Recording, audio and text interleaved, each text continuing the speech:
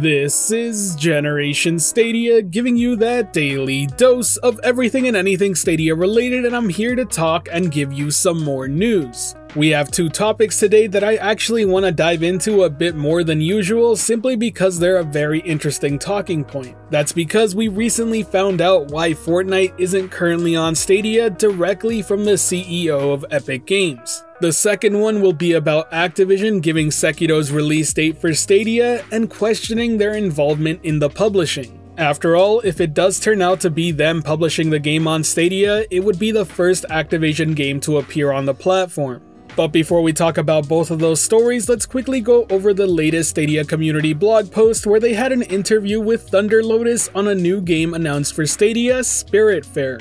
This narrative-driven management game is from the creators of Jotun and Sundered, two titles that are easily recognizable at a glance with their 2D beautiful visual art style, and Spiritfarer is not slacking behind. According to the blog post itself, it envelops an endangering tale of compassion and adventure that engages players on the topic of death. As the fairy master of spirits on their way to the afterlife, players will embark on a journey filled with positive memories and cherished friends.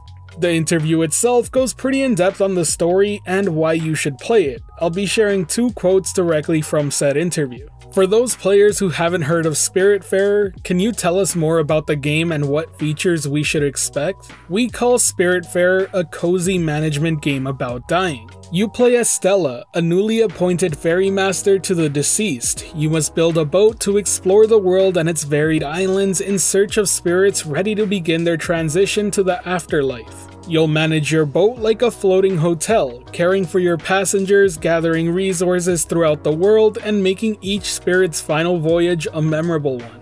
In essence, Spiritfarer is a journey through which you learn to say goodbye to your cherished friends. In your opinion, what's the most exciting or impactful moment when playing Spiritfarer? I think there's going to be a cumulative emotional effect for many players. You spend the game meeting, befriending, and ultimately saying goodbye to the game's characters, and what we found in testing is that everybody has their own favorite character. The departure of each spirit may not affect each player the same way, but we hope that for some, saying goodbye to their one favorite spirit is going to stick with them for a long time. Possibly a little bittersweet, but with the emphasis on sweet. Overall, Thunder Lotus has made it very clear in this interview that they're after a powerful narrative.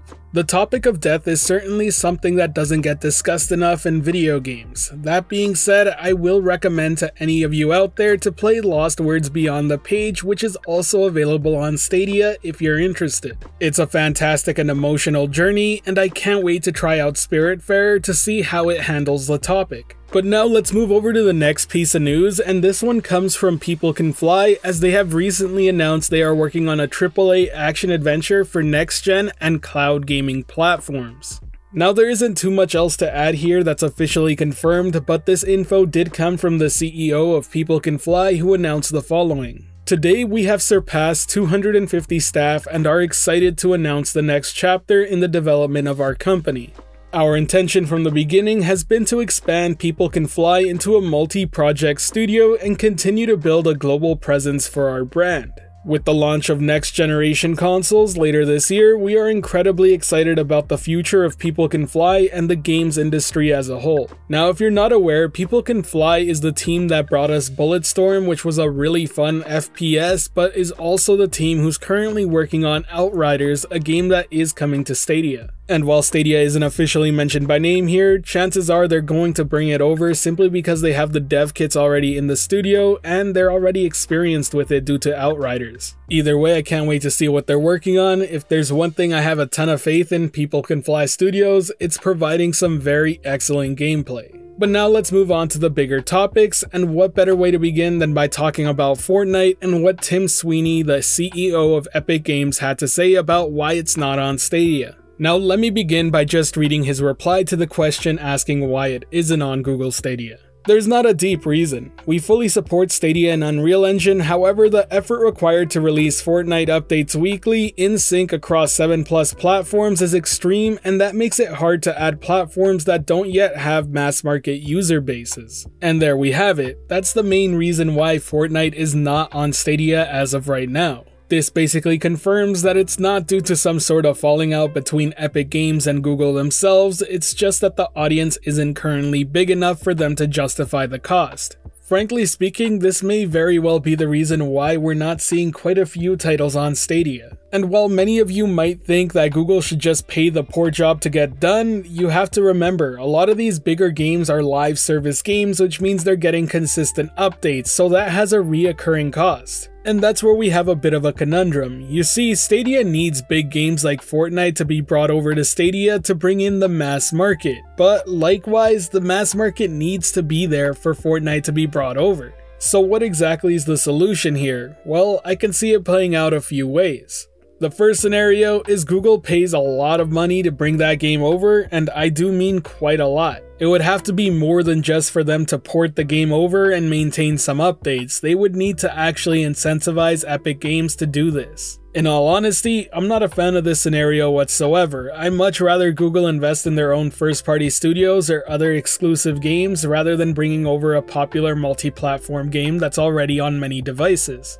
The second scenario is that Google just keeps going and pushing forward until that mass market appears. While Fortnite is a juggernaut in the gaming landscape, it's not the only one, and frankly speaking, there are a ton of games that can be brought over to Stadia to really increase its player base to the point where Epic Games will be able to justify that cost. Games like FIFA, Madden, Assassin's Creed Valhalla, Cyberpunk, all these games are coming to Stadia, and I have no doubt that they're definitely going to increase interest in it. This is easily my most preferred scenario because it'd be natural growth. The platform would get better games, therefore better games would want to be on the platform. The third scenario, and the worst one, would be simply it never shows up. Or by the time it does show up, Fortnite will no longer be that big of a deal. While I certainly get the appeal for why we want it on Google Stadia, I have to question just how much Fortnite would get out of that deal. You see, that game's already available on 7 different platforms, and that includes both iPhone and Android mobile devices. To a certain extent, you could argue that it's almost available on every platform that Google Stadia is even playable on. Ultimately, what matters most here is what Tim Sweeny, the CEO of Epic Games, considers a mass market big enough to bring over the game. We don't have the specific numbers, so we'll never really know until something gets announced. Either way, it's a very interesting topic, and if you have any opinions on this, I'd love to hear them in the comments section below. But now let's move over to the next more in-depth topic, and that's about Sekiro launching on Stadia and what Activision has to do with it. If you remember when Sekiro was officially announced during a Stadia Connect, you would have remembered me stating to not get too excited about it being done by Activision due to their logo being nowhere. But it does seem like they may actually be involved after all, and this comes directly from the Activision blog. In the post, they talk about some free updates coming to Sekiro and even give a date for when you can start playing it on Stadia, that date being October 29th. Now, the fact that they're mentioning it in this blog makes it appear that they are actually involved with the Stadia version of the game. That being said, it is important to remember that From Software has self-published the title before too. Now, I do gotta admit, the fact that Activision's posting about it does make me think that they are absolutely involved, but for some reason, I just find it really odd that they didn't want their logo shown.